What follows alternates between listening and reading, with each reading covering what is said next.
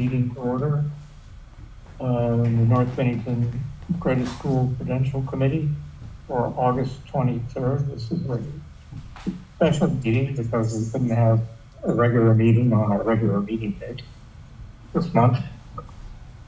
And that's both the one-up group minutes vote. Do you have anybody from outside looking to get in? Nope. Okay, it's just us.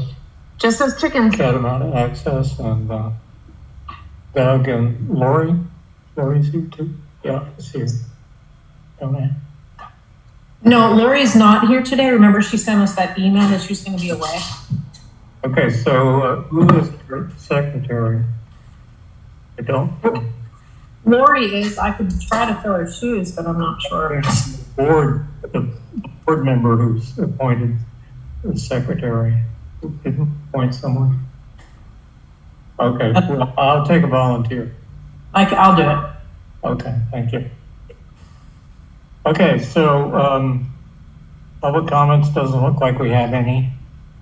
I was contacted by a person and I thought perhaps we would have her joining us, but we don't. And Tim is not here, Tim Newbold? No, okay. And Derek is not here yet. He is, he's right there. Oh, he's right there. Yep, so we have Derek Ziegler, we have Kat TV, we have Doug Bougie, we have Kim Kroll, Right, Kiernan McNamara, and Tim Kane. No? No. Okay, but Not yet. We have a forum. So I guess I'll start. Doug, would you like to run over the treasurer's report for? Well, actually, it's listed here as May, but you must have a later treasurer's report. What am I looking at here? It's undated. Oh, that's crazy. I have an undated treasurer's report. Okay, let me.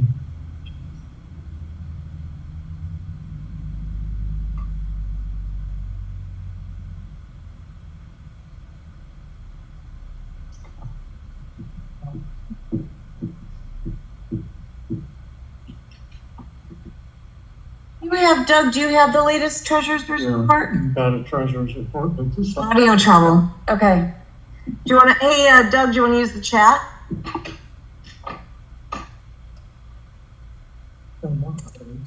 Still undated. Okay.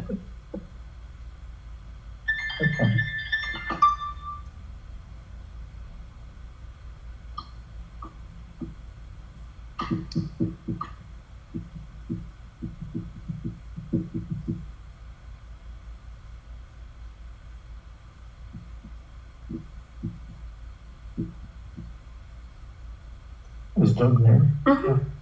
There he is. Yeah, he's just having some audio. We're just okay. We'll just move to the next item. Right. We'll adopt the treasurer's report, although the treasurer's report in the on the SBSU site is undated. So I'm assuming it's July 31st, but I don't know that. Okay. Consent agenda? Yep. So the consent agenda is, which is this. Right here. Minutes of June 14th and warrants for July and for August. I don't know if I want to finish. Oh. Okay. They're both August.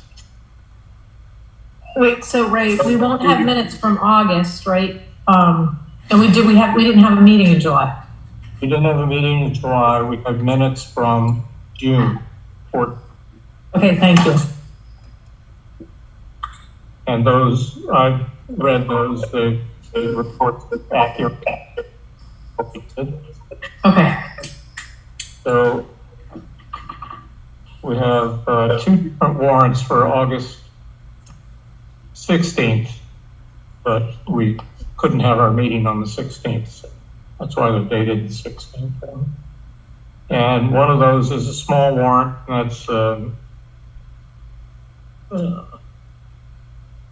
they changed the numbers here again.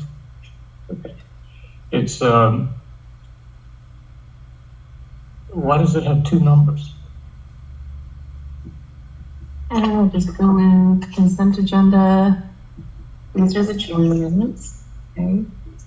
And then, Okay, it's just there are two warrants numbers, because I'm looking at the summary, or if there's only. Can you hear me, Holly? Okay.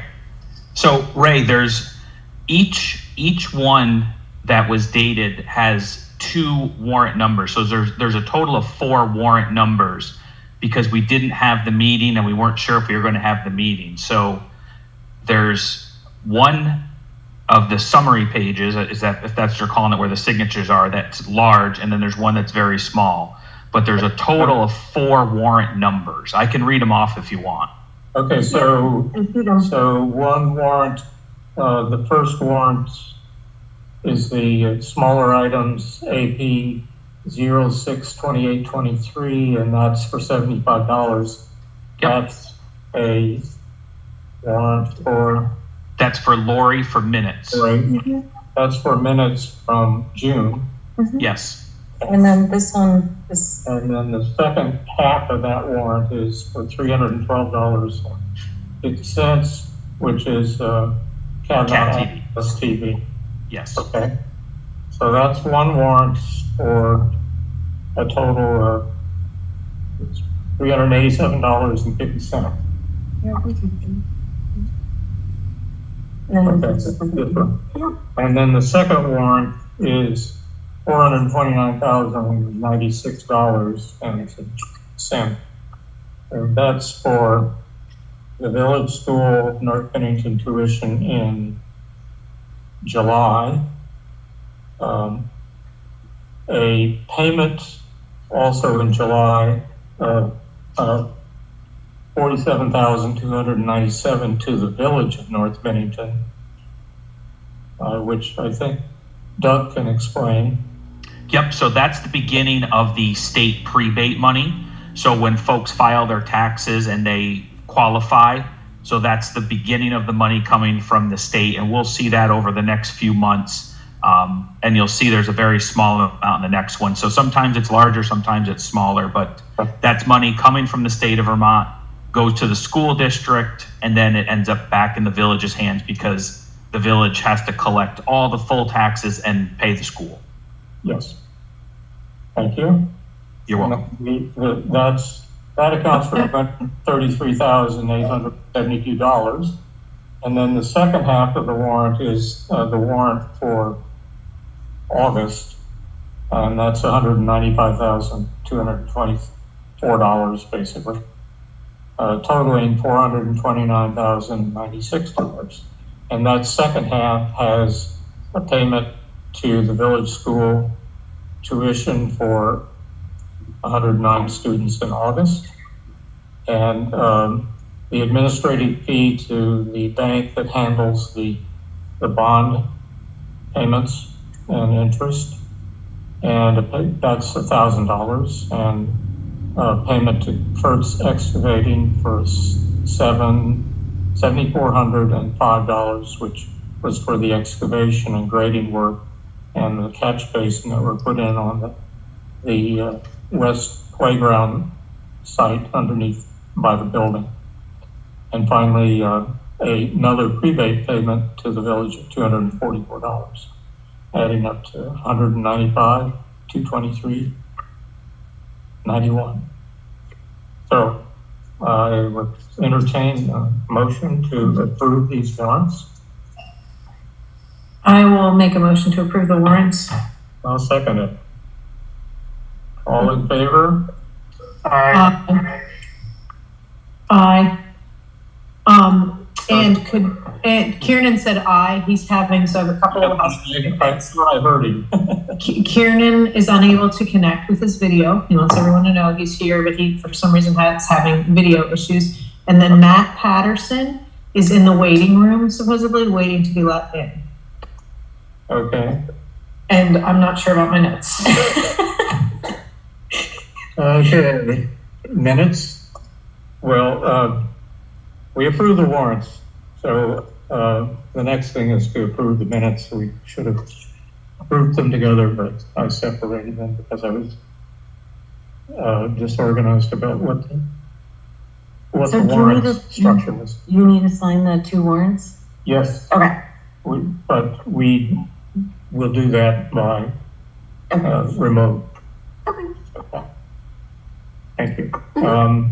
And the minutes, as I mentioned before, from June 14th, filed by Lori Elbow, and I'll take a motion to accept those minutes. Motion. Okay, I'll second it. And any questions about them? Comments? Nope. All in favor? Aye. Okay, that's all of us. Ray, you want me to jump back in for the treasurer's report here? Sure, if you want to do that, that'd be great. Okay. Yeah, there's not too much. The beginning of the packet, where before you click on the PDF, has the date of July of 2023, and I don't know why the header's not on this. I don't know what happened when it got uploaded. So this is a report as of July 31st, 2023. So you can see this has the payment that was just approved for, well, the school payment of the 186. So that was our first payment to the village school for the July tuition payment. That's already on this treasurer's report. Yep. And then Ray had a question. We're working on the sinking fund balance. I've sent emails to Alice and Renee at the SVSU office. So we're looking at it because basically what we found out is the ending balance, the carry forward hasn't been placed into that account yet. So it could just be an accounting, but Alice and Renee are on it. We've talked to, via email. So we'll get that straightened out within the next week or so. And once I have, since it's a function of closing out the books for the year, that we haven't gotten to that yet. Right. Yep, exactly. I'm pretty confident that's what it is. So once I have that amount, I'll send, if it's prior to our next meeting, I'll send out the amount for that, and then you'll see it on the next treasurer's report for next month. The only other thing I'll mention quick, unless anybody has any questions, is Bennington is moving forward with the reassessment project.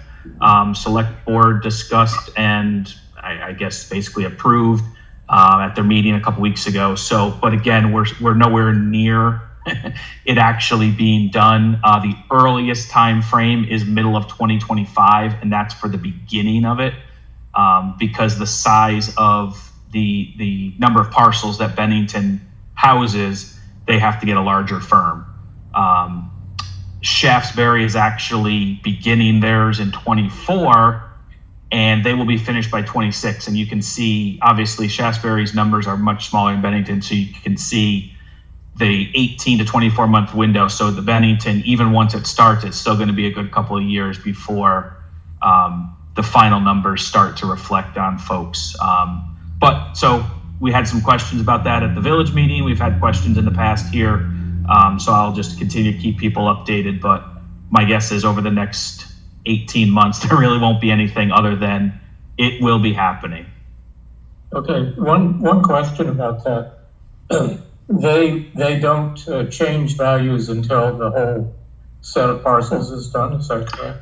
That is correct, because once it's all completed, then there's a grievance period. Because folks, once they'll get a letter in the mail that'll say this is what your new assessment will be, and then there's a period of time that says you have until X date to grieve, and you have to have reasons, and you have to have, there's a whole process that will be in place for if folks feel they were, obviously nobody's going to say they were undervalued, but if folks say they were overvalued, what it comes to. So that is correct, Ray. Okay, thanks. So I think we can just dive into the chair's report, and the main item there are two items. One, I wanted to report on how many students attending other institutions we have, other than the village school is what I mean by that. And secondly, well, that's all I have, unless we have another that someone wants to bring up. But the main thing is to have Derek Siegler from Rush Meadow Consulting. right, yeah, talk to us about the ventilation project that he's been designing for us. And he wants to put these documents out to bid shortly. And under our lease agreement with the village school, we have to agree to alterations to the building envelope and structure and infrastructure, which the ventilation would be. So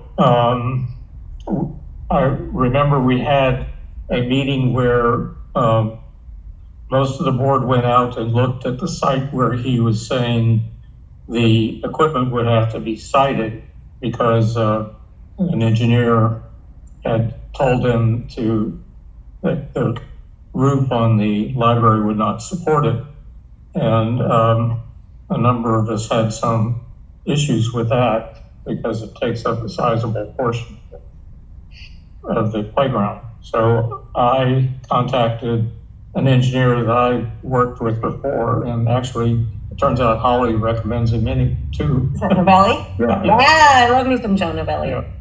Yeah, John hooked us up, and he put he was allowed me to put the unit back up on the roof. So I revised the duct layout so that we could go down through the building, which is great. And I think it'll be good for everyone because then we don't lose the kickball field, and we also get to put the unit where it should be, and run the ductwork through the attic space. Right. So that's the current plan at this point. So Derek, I guess you've introduced yourself, so why don't you just continue? All right. So the general premise of this, as far as I know, and I've been working with Terry very closely, is that we have a $750,000 grant to provide ventilation updates to the school. And so I have been working. Say where that money comes from. It comes from the state, right? But it's not their money. I guess it's federal money. Isn't it I'm sorry to jump in, Derek. It's the ARP ESSER money that it's coming down. Right. I think for your projects, it's the IAQ Efficiency Vermont funds, right? Yeah. So federal funds that's managed by the state through Efficiency Vermont. Just to make it really easy. Yeah, of course. So we're trying. We need to know more about it than that. I'm trying. So what I've been trying to do is to increase the ventilation rate for the building, with the understanding that is the budget that we have currently for the project. And I'm hoping that we can do it within that project budget. But I know that with the way that construction has been recently, our pricing is all over the place. And because of your location, I don't know how many contractors will actually bid on the project. That's one of my concerns. But I basically size a piece of equipment that is a full system energy recovery unit that will provide ventilation air to the building exhaust air where needed. We're going to tie into the existing exhaust system. And then we'll have to do a little bit of floor penetration to get the new supply ductwork down through. But now that we can put it up on the roof, I have a lot less work as far as structural goes. So at this point, I just have redesigned all of the ductwork instead of coming from the bottom up to go from the top down. And then my goal is to issue bid documents and bid specifications so that the owners can receive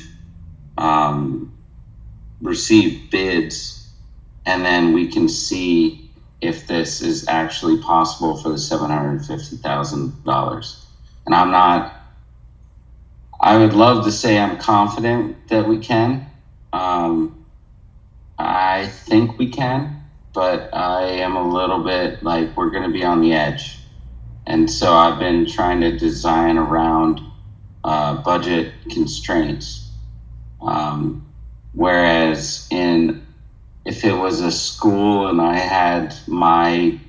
if I was doing it and I said that I didn't worry that much about the budget, I would put every room on a dedicated supply and exhaust VAV, which would then close down when the kids left the classroom based on CO2 levels. And right now, the way that I have things laid out, I basically have 2 per floor. So one classroom might have children in it and another one might not. But because we're going to be controlling to kind of like on the floor level, we're going to be controlling to that. And that is a budget. I'm doing that for the budget's sake. Because every time that we add a variable air volume device, we're looking at a minimum of $2,500 installed. And if we have to do that for every classroom, then we're looking at, another almost $6,000 per classroom. So I'm trying to keep it to a minimum. And that is where I've started from. And I believe that what we have will work very well. I'm really excited to put the unit up on the roof. And I think that in general, we're going to get a really good result as far as ventilation goes for the building. But I just want you to know that we're probably going to be at the edge of the budget. And I mean that in all honesty, because the numbers that I see coming in recently are very high. And I don't know how many contractors you expect to bid on your project and where they're coming from. Yeah. That's, Derek, can I jump in with a couple of questions? Yep, of course. And some of these are questions for different people, but I want to tell the group here, Matt and Kieran and Kim and Ray, Derek and I have been working together for 15 years, and I cannot imagine a better designer working on this project with you guys. So I'm thrilled that you have him as a resource. He really does walk on water. So I'm thrilled that you have the best design team possible. Do we have an asbestos inventory of the building? We're good. We're good there. That's okay. So according to Terry, we're okay with asbestos. We don't have any. That's in those materials. That's what I was told. during the design process. Okay. So But do we have an asbestos inventory of the building? We've got work done. I don't have it, but there should be something. Oh, okay. And when we did our bathrooms over on the third floor, we had a test done, but that's old plaster. Mm-hmm. And it's plaster from the 30s. Mm-hmm. Asbestos wasn't introduced into plaster until after the war, basically, post-war. Yeah, no, I'm just, if you're talking about floor penetrations, yeah, I'm worried about the mastic under the tile if the tile is busted. that is absolutely. I brought that up with Terry, and All the floor tile has been recent. the according to the information that I have, Holly, because there's a lot of wood floor in there too, which Mm-hmm. is what I'm hoping to go down through. He is telling me that there is not asbestos in that, and that the testing was done recently. And the other item, because I did look at the existing boilers and the existing boiler venting, and it does not appear to have asbestos, and it was done at a time post asbestos use. Okay. So I think from what I have heard, I think that we're okay with that. I did ask because obviously if we touch anything, then we're gonna have to mitigate. But from what I was told, we're in good shape to make some floor penetrations without a problem. So it would be good to see something in writing from the school district that I could see, so that at least I have the confidence in that. But based on what I have seen in the field, I do believe that. Okay. No, that's great. Just the state requires a hard copy inventory of all hazardous materials. They probably have it all, because that's been filed for years. Yeah, no, it's just a hard. We did a major renovation in '97, and it was filed then. And we've had asbestos reviews since then. Okay, I just want. So yes, the paperwork, I'm sure, is going to be required. It would be a very big change in the price if we have to deal with asbestos. Yeah. As I know Holly knows. I do think though, based on what I've seen in the field, that we're probably in pretty good shape, and I think that we can put some holes through the floor. So let's try and track that down. At the time that I've asked Terry for it, I don't have an actual report that says there's no asbestos, but I have a verbal confirmation. So yeah, no, I just more than anything, I have all the binders of all because the state comes and checks every so often, so that just needs to be acceptable. Is the duct insulated?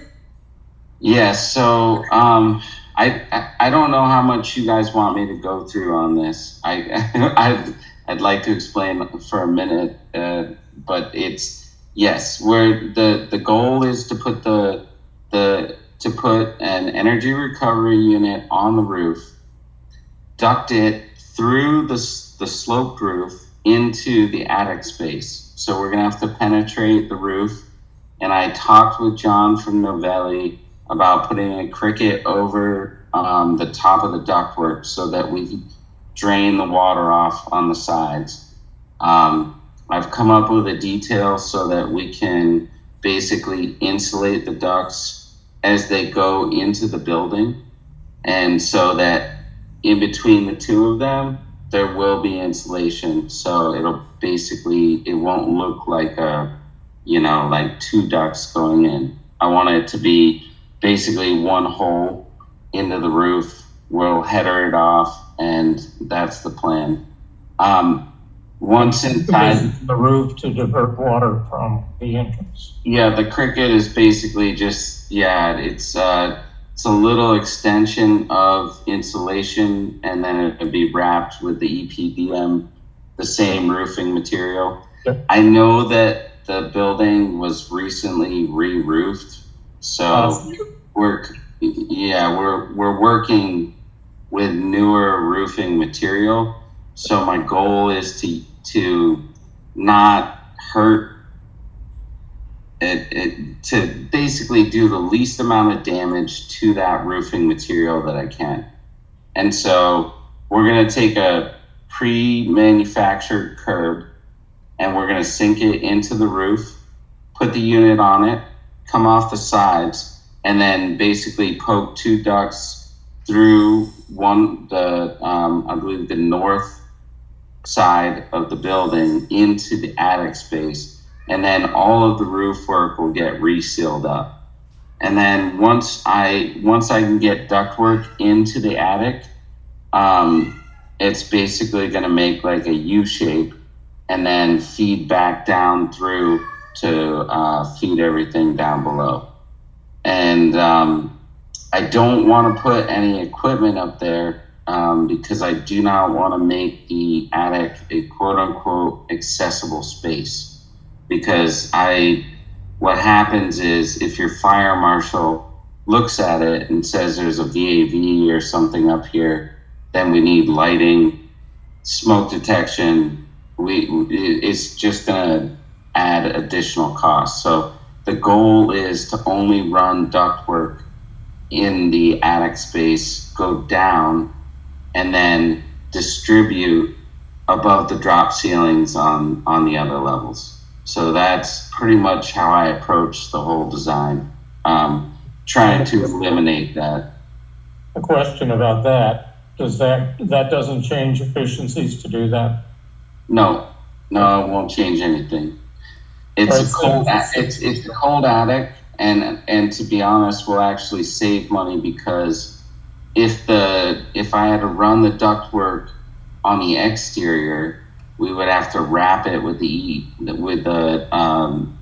exterior material, and instead we're putting it in the attic, and we'll just wrap it with board foam in order to meet the efficiency requirements.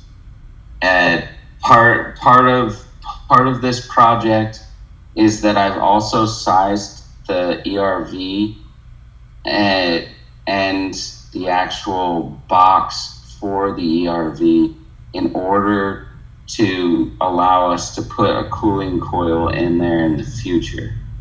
So basically the unit itself right now will maintain temperature, but we have the ability to slide a heat pump coil into the unit with an external condensing unit, which would allow for dehumidification and cooling in the future. But that's not technically part of what the grant was initially given to us for. So basically, I designed the equipment with the thought that we are dealing with ventilation, but I also want to make sure that as the building gets retrofitted in the future, which it's going to need, based on my assessment of the existing steam system, I want the ability to be able to retrofit it with dehumidification. So we're looking at an existing single pipe low pressure steam system in the building. So it's not the type of system that we can retrofit into a hot water system, which is unfortunate, but that's, it's an older building and we're in Vermont, so that's just the deal. But there are plenty of options. I think that an air source heat pump system in the future would be a really good fit for the building. And we could put the units, well, again, I really don't want to wreck the kickball field. and I think we could put a couple outdoor units over there, but we might be able to put them on the roof too, if Novelli says it's okay. That would be a good fit for the building. And I think what's going to happen is that we have older boilers that are basically, I mean, they're already technically beyond the end of their life cycle.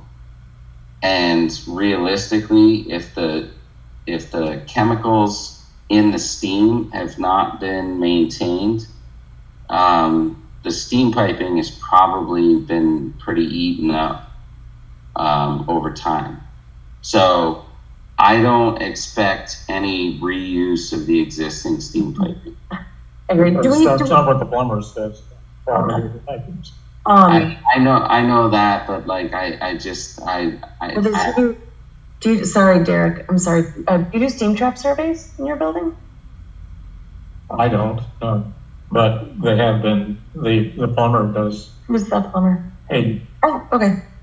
Okay.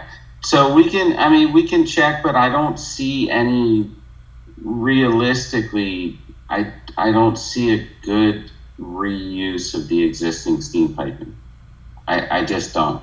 That's down the way, and I don't even actually think that's germane to the topic, because clearly we're going to have to deal with that. Yeah. And if it been my druthers, I think I would have, the source of money is an unexpected thing. So. Right. So and I know that changing that system was done some years ago, 10 years ago at least. That would have been looking at the amount of money we've got now for the delivery system for heat. So yeah, it's another large bill. It's certainly maybe more by the time we get around to it. So yeah, absolutely. So as we're focused on the ventilation system as it is, and trying to create a ventilation system that will serve the building and get us up to ASHRAE standards as far as outdoor air that is being provided into the school, also without the need to use operable windows. The proposed unit will provide exhaust and supply to the building. We will need to bring ductwork into the building in order to do supply, because there's none existing currently. And so in order to bring that down to all of the spaces down below, we're going to have to make a few floor penetrations. I do, again, need to bring up, just as a design engineer, the fact that the existing kitchen is not up to code. And if I was to touch the kitchen, I would have to bring it up to code, because there's no existing exhaust hood, and there's no ansel system, and both of which are required by code, and there's no makeup air. But they don't. I know that you can say that, but I think that's not really part of this project. So I think you ought to move on. I know, but I'm not at liberty to not say that. I have to just say, if anyone touches that, then you're not going to touch it, are you? No, there's no plan to touch it. However, if it was touched, I just want you to know that I would like that to be in the notes, that at least it said if it does get touched, somebody's going to have to put a hood in there. They're going to have to put an ansel system. The existing exhaust fan is not rated for grease. There's a lot associated with it. And it's my responsibility as an engineer to at least just say that. Yeah, and And authorities having jurisdiction right now, that's a big deal because even if we don't cook there still can be people that come in on the weekend that they prepare something. And there was a church that I worked on that just because it has if it has any kind of access, it needs to have the Ansel system. And if you put the Ansel system in, then you need the hood. So I'm just saying that it will trigger it. And I can tell you right now, from my experience, that authorities having jurisdiction will bring it up. That it is not included in our project. Yep. We do not have the budget. We're not trying to do that at all. Our goal is to put an energy recovery unit on top of the roof and then get ventilation air into all of the classrooms, offices, nurse station, etc. And we're going to have constant exhaust out of the bathrooms, the nurses station, and any other space that requires it, so that we don't have to worry about indoor air quality. And the building's going to operate at a neutral pressure. So we're not damaging the building infrastructure by doing this. So let me ask you one question about that. Are you going to be providing some ventilation for what's the teacher's workroom there that's above the stage?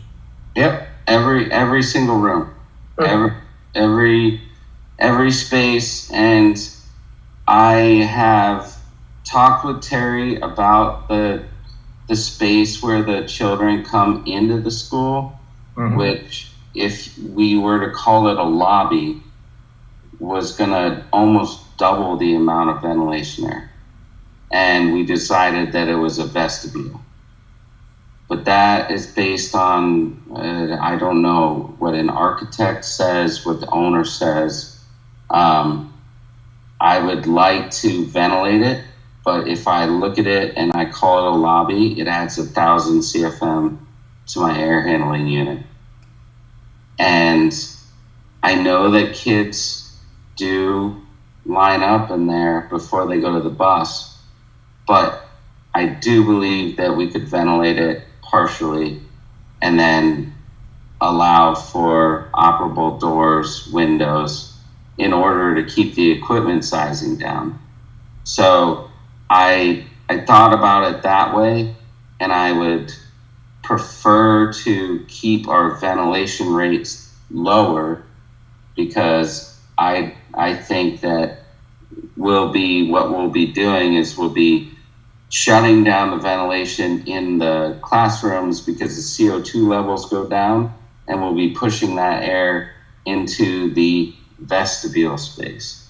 So I'm balancing that, and that's a design decision that I'm making that I think will save money up front, because otherwise I have to add the size of the unit's going to go up, and I'm trying to keep it at a reasonable size. Yeah. Hey, Can I just say one? Sorry, Holly.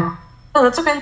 Okay, Derek, just to assuage some of your concerns, we do not have busing, and kids very rarely do they line up in that area.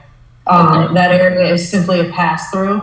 Kids get dropped off in the morning, they scatter, like someone's a greeter at the door, and they just walk in as they come. And at the end of the day, same deal ever since COVID. Classrooms just get literally walk through and go outside. There's so just to let you know that there's hardly any time spent in that area. Okay, that was just my biggest concern. I know that in a lot of schools, the kids all gather, you know what I mean? They get lined up. And that was the conversation I had with Terry earlier. And it sounded that way, but he did say sometimes we have, like an event, or I don't know. So that is true. I didn't think about that. On occasion, there's events, but again, the events are walk through to the auditorium or something. But you're right at that point. But it's really not a place where people loiter, but maybe like if they, after an event, possibly, that would be the one. Okay, But it's rarely. As long as I cannot call it a lobby, Yeah. and I don't want to, Right. because it will really mess with the amount of air that I have to move. Yeah.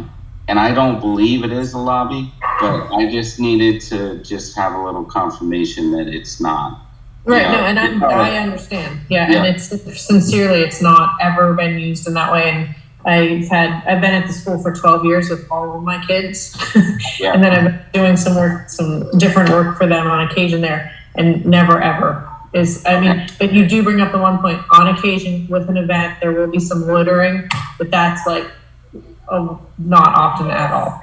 Yeah, absolutely. And that's what I explained to Terry. I just said, I don't know. Some of the old documents have things labeled differently, and I just don't want to call it a lobby because I don't believe it is one. I think it is more of like, this is a vestibule. This is where people come in and out of the building. And so I want to treat it that way because it saves us a lot in upfront money, and I don't believe that we have to ventilate it that heavily. And based on what you're saying, I think that you and I are on the same page. So I just wanted to bring it up because it was a very big, like if I put it in, it was an additional 1,000 CFM I had to add to the air handling unit if it was considered a lobby, and I don't believe it is. No, so I now that, thank you, Derek. When do you think you're going to have 100% CDs? Well, I almost finished them today, so I think let's realistically. So I just completed specs for the project, and let's look at our schedule here. Look, the other. I think that I can have you to bid documents by the end of the month. Oh, wow. Okay. And then do you have in general? September or August? In next week, you're saying? No, September. By the end of September, Derek? Oh no, I was saying I mean, hey, set your goals close enough. I was thinking my original goal was this week, but because the unit switched from down below to up top, I've had to rework everything. Yes, sometime I was thinking I would shoot for September 1st, but maybe the first week of September. Cool. And then with the goal that this goes out to bid, public bid, I think on your end, Holly, you're gonna have to figure out who will actually bid on this. Well, and I think that's what I was going to is I've been so the SBSU got the most amount of ESSER funding in the state, and so we've been figuring out how to spend it, which is a whole new world. And to get bids and to get sole source waivers, I've had to give blood of my firstborn, and I have and I can't tell you how sort of labor / paperwork intensive that is. And just to your point about money, we had one project that a professional estimator provided at $400,000, and the bids, I had multiple bids, and every bid was over $1 million. So it's a whole new world out there. That's what I'm worried about, and there's a couple pieces to this because we need to make sure that I believe that the bid, public bid, needs to be done by the end of this year in order to receive this grant. Yeah, and the work has to be done by September 30th of 2024. Correct. So. Yeah, and so if we put together a project number and then we get completely screwed on the bid, then then you have to go out for a bond vote.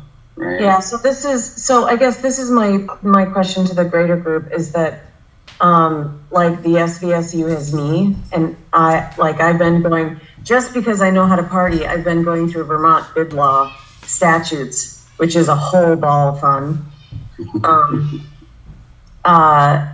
But that process administering that is really labor intensive, and going through the state and getting the sole source waivers and getting the forms and doing the thing and like inviting and publicly bidding Waiver. from the I state. mean, you don't have to bid that. So because these Forget.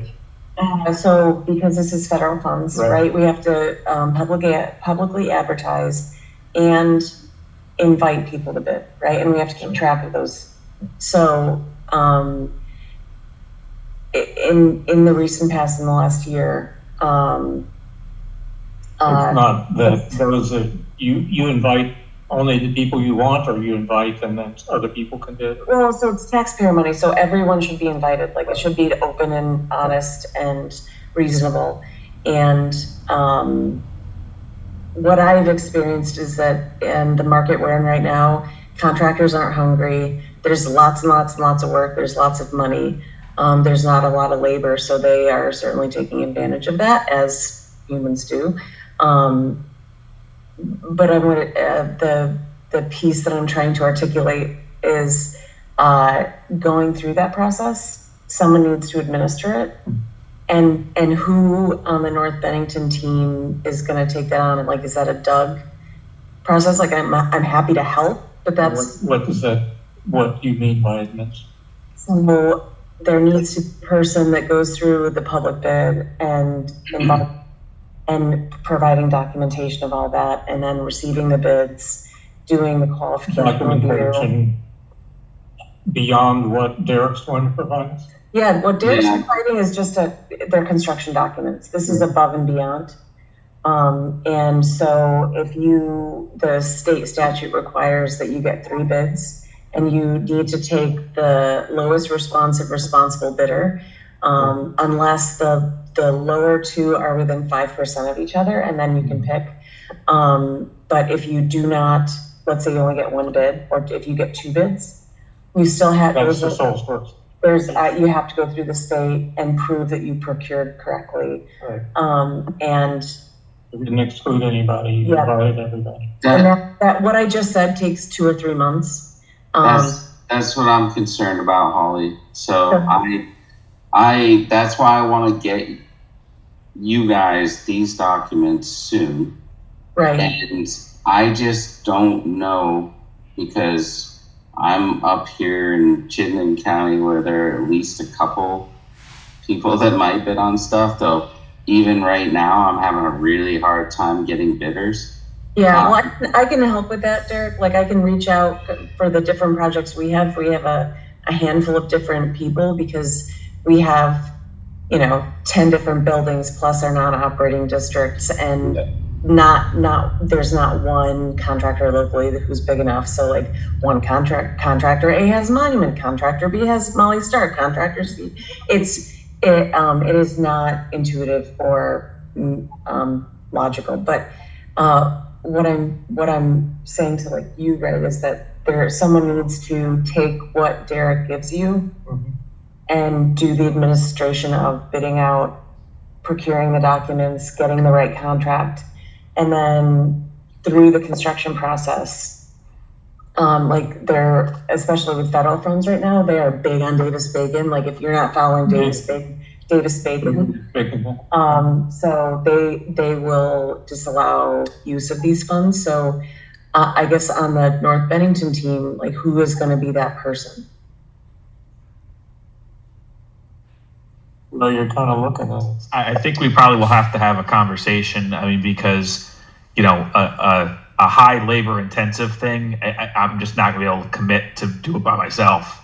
Yeah. I mean, everybody knows. Didn't expect you to, Doug. You got Yeah, no, like, I'm happy to help, but Yeah. responsibilities Yeah. between the trustees and this board, and yeah. So I want to put it out there that this isn't. like, Yeah, no.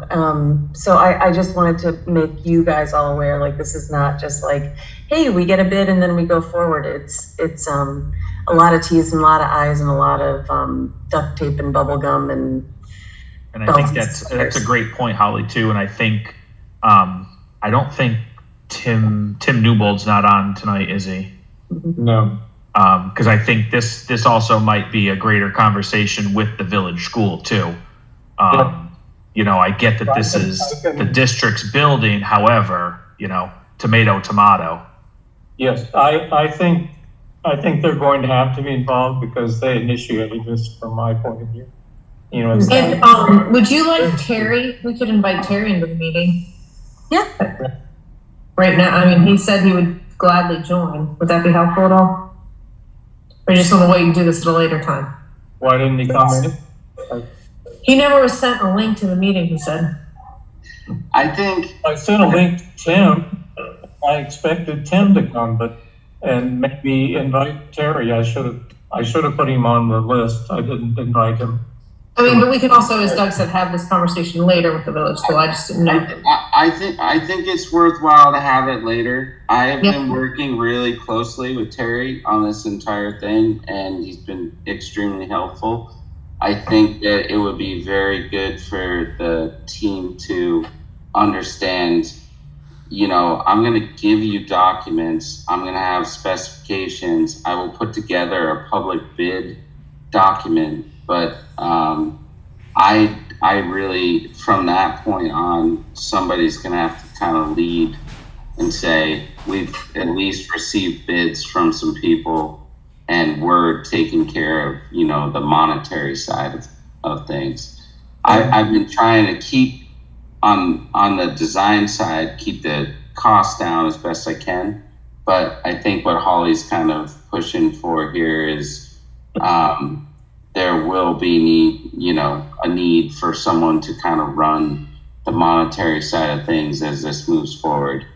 Yep. And especially since that we're lacking on time at this point, I'm gonna get things wrapped up as soon as possible for everyone, so that you have something to put out there. But it will also need to go to a quote unquote public bid. And I'm willing to help out, as best I can, but it's something that someone's going to need to facilitate and create that that process. So we've got that. Previously, that has been the supervisory union. The last time we had a bond vote, that was organized by Rick Pembroke, who was here then as the Director of Finance and Operations. Right, but he worked on the financial side of things. He didn't work on the construction administration side of things. Well, he did, actually. Because he had the EN. Okay, we can talk about this offline. Well, okay. Pretty much he worked on, for instance, on the middle school, he worked on that. Is he still there? Is he still there? Okay. So I'm just saying that he was part of the administration of the SU at the time. But he was the money guy. He was the Renee. He wasn't the application of the field person. Yeah. So well, I'll let you guys sort on that. I'm gonna hammer down on the documents. If there are any additional, if anyone has any additional questions about what I'm doing, I'm happy to answer it. I'm trying to set you up as best I can so that this will be a system that not only will function for the next 25 years, but also can be modified to add dehumidification and cooling. And it's going to be all set up for that. And we will have ducted ventilation to the entire space per code. Everything will be there. I want the mechanical contractor to be the lead because I don't want you to have to pay extra to have a GC who's not doing anything. I want the mechanical contractor to be the lead. They can hire a GC for the patching.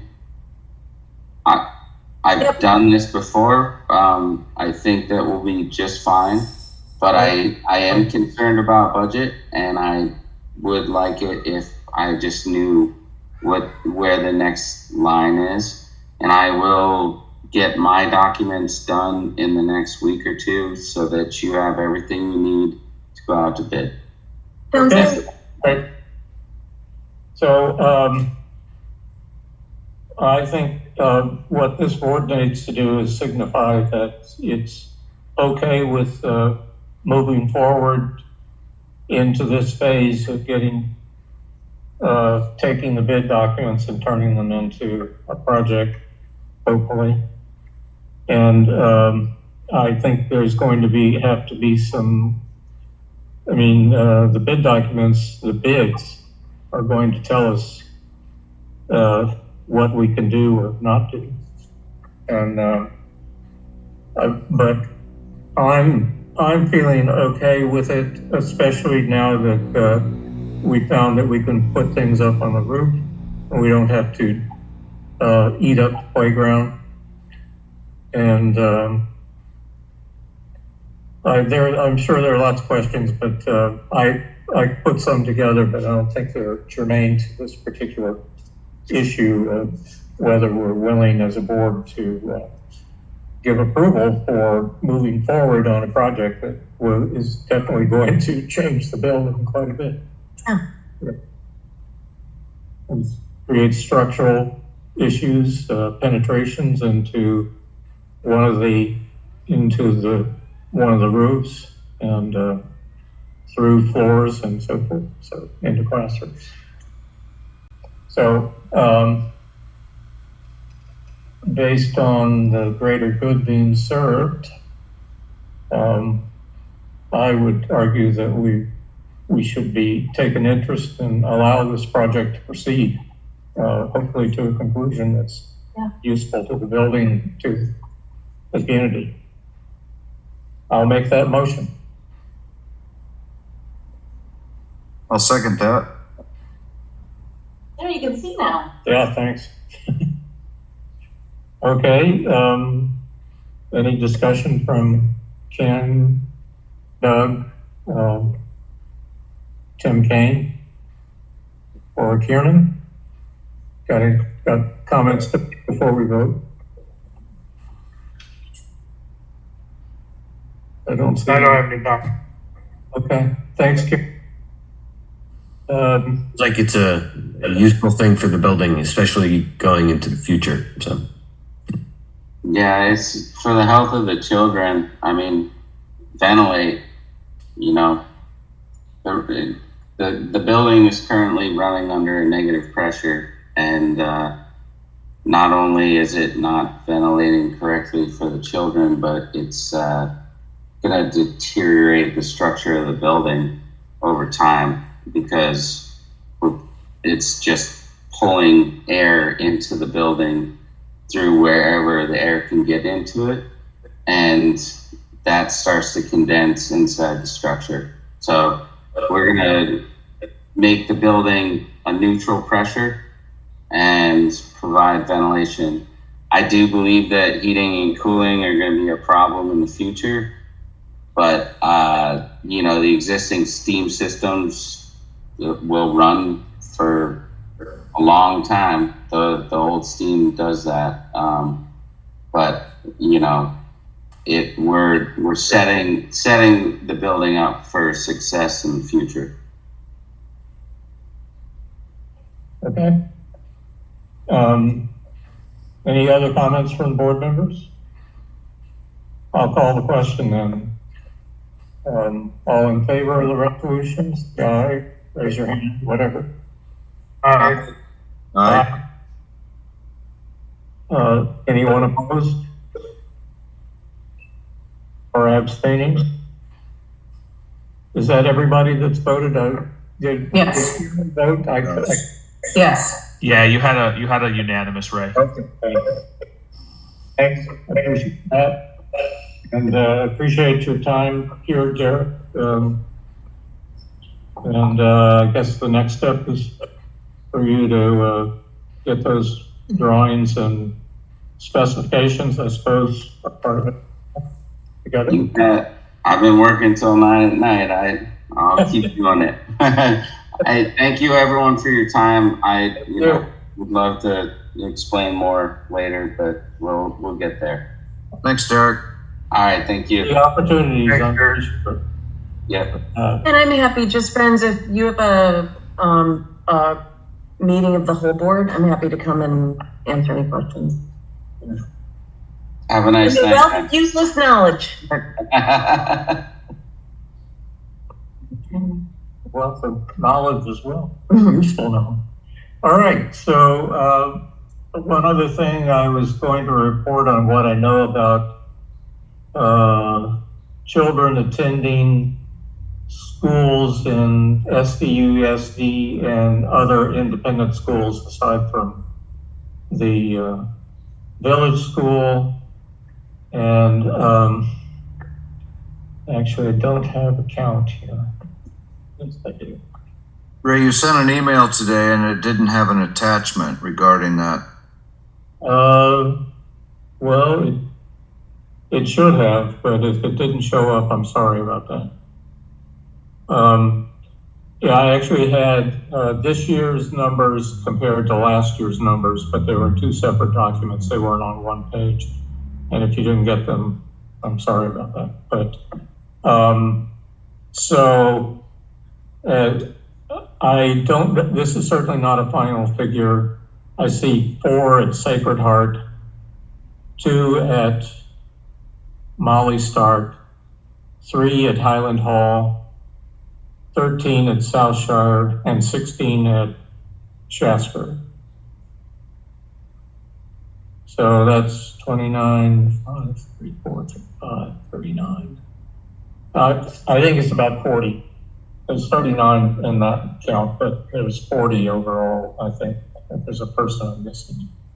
Ray, how does that compare to last year? Do you know off the top of your head? 5 or 6 more. Okay, so we have more kids leaving. Well, we have more kids, period. I don't know what the total is. We have more kids, period. And we have some kids transitioning from one school to another. Like there was I think somebody was going to send children to, do I have Pine Cobble on here? Yes, I forgot Pine Cobble. 2 to Pine Cobble. So that makes about 41. But now I see a potential shift in the Pine Cobble pair elsewhere. And they were coming from South Shores.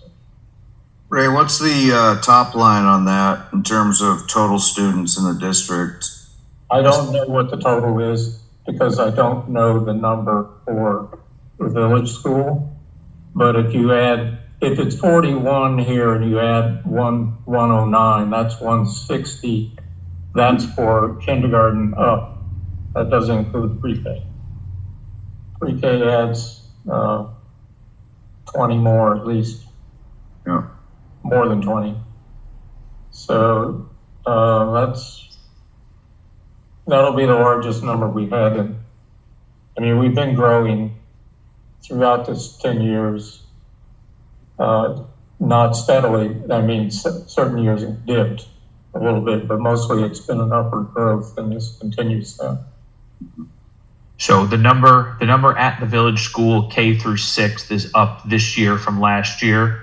No, I think it's going to be about steady. That's what I'm using, that number. Okay, so your increase is in pre-K, which aren't all in district. Pre-K are not included in this figure. Okay, I guess I misunderstood what you said then. I thought you said we were trending up. No, these are yes. Well, we can trend up even if pre-K is steady, actually. Because there's some in-migration that happens, or there are parents who initially, at least, parents who, there are parents who say some of our students come from college teachers at Bennington College, and that fuels some of that growth, especially in independence. But I don't include the pre-K because I hand off the registration for that to the early childhood people, who are supposed to give me reports about the numbers.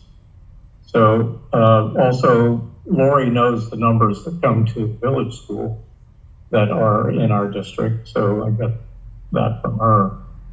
At any rate, these are just kindergarten through 6, and it looks to me like if it's at 160, last year was 149. So that's a large increase. And yet you don't anticipate the village school getting any of those increased numbers. Well, Right. That's what I was kind of hitting at, Matt. I think they're going to be steady. At least I hope so. Yep. Holly, I think somebody's in the waiting room. There's four Oh, thanks. at Sacred Heart. There are none at Grace. Thanks, Doug. Anyway, it bears more investigation because I don't have all the facts. Okay.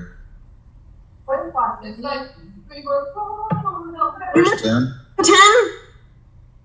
Hey folks, sorry I'm late. We had some family issues here and it impacted my ability to get here. Okay, thanks. Well, we're pretty much done. Except we were just talking about numbers of students, and I just came up with a number of like 40 or 41 K6 going to institutions other than the village school. We don't know what the village school number is for that. And so I don't know the total. And then the pre-K, I don't know without numbers from the early childhood people, although Lori can tell me how many are from our district and her pre-K operation. But Yep. I don't know it yet.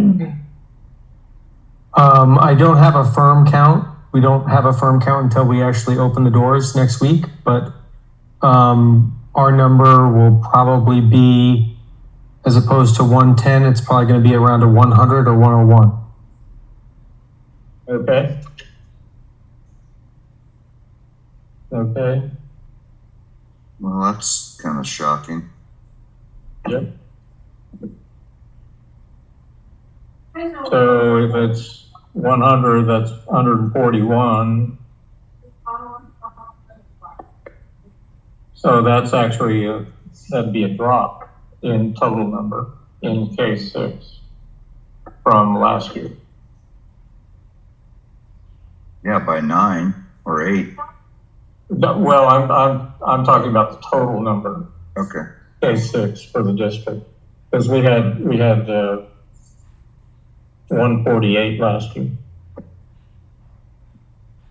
and plus, as always, I'm not including pre-K because that's financed differently, and it's also distributed to a number of different sites based on parent choice and their convenience, I think. Yep. Okay. So, well, hopefully that's low, but I assume you got a handle on it, so.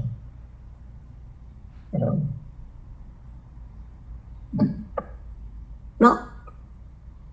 It might be worth noting to Tim that we had a long discussion with the engineer regarding the air handling system and came to some conclusions that we must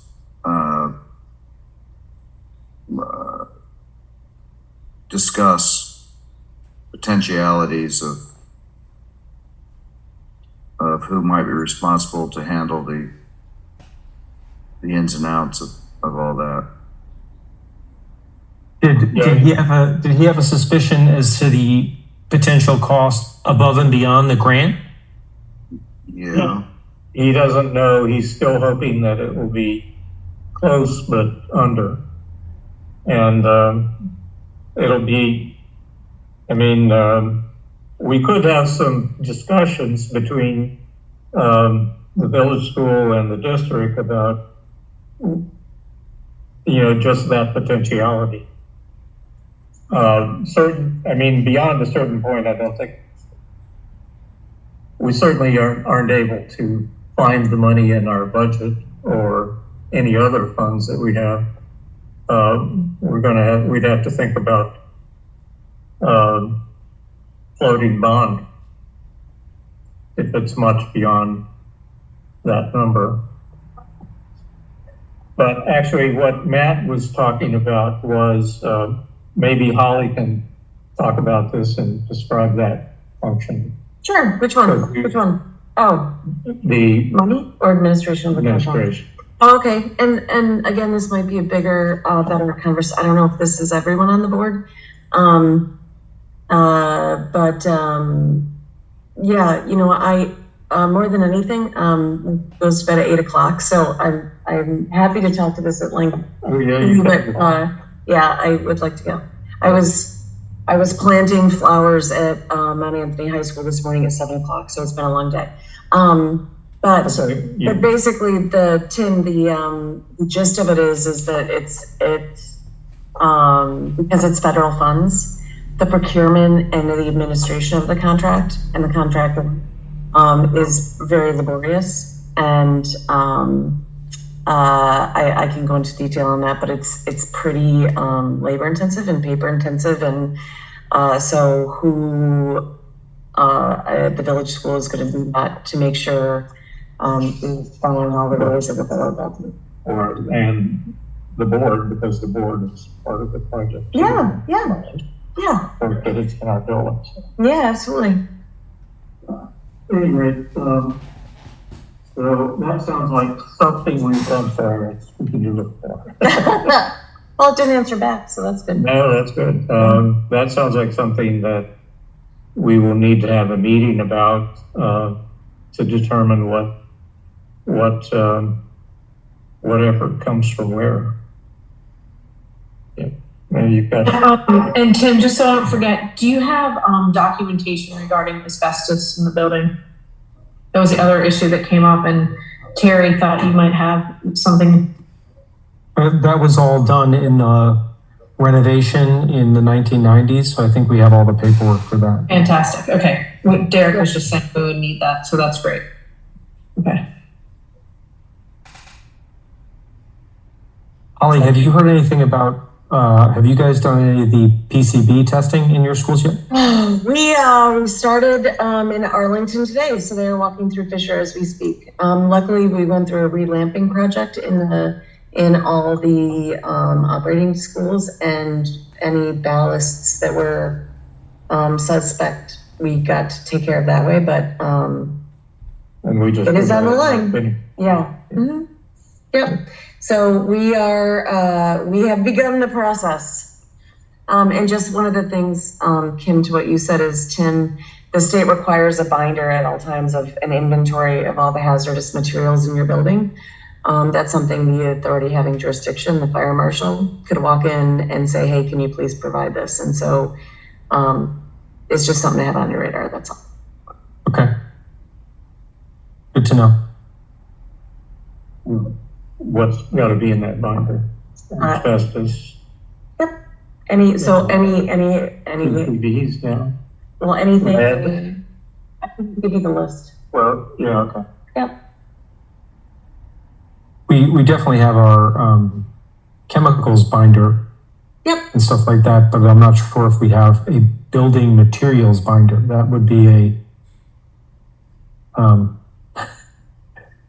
that would be one that we'd be looking at all the stuff well before it became an independent school. Yep. Yep, absolutely. And you have, you know, the documents for the renovation in 97, they have all specifications. Mhm. So and of course there was Clerk of the Works and architects Mhm. 1 block away who came and inspected constantly, so. Yeah.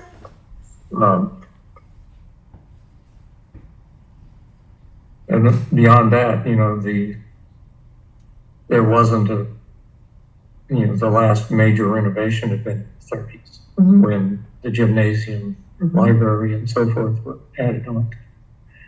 And as I said, the plaster was pre-asbestos. And had been probed a number of times already. Okay, anyway, we should let Holly go and ourselves go. So adjournment, I'm calling this meeting adjourned. Thank you very much. Thank you, everybody. Again, my apologies for being late. I'm Oh, sincerely sorry. life first, And- family first, family And saying first. hello anyway, I appreciate Good to that. see you, friends. Talk to you later. Take care.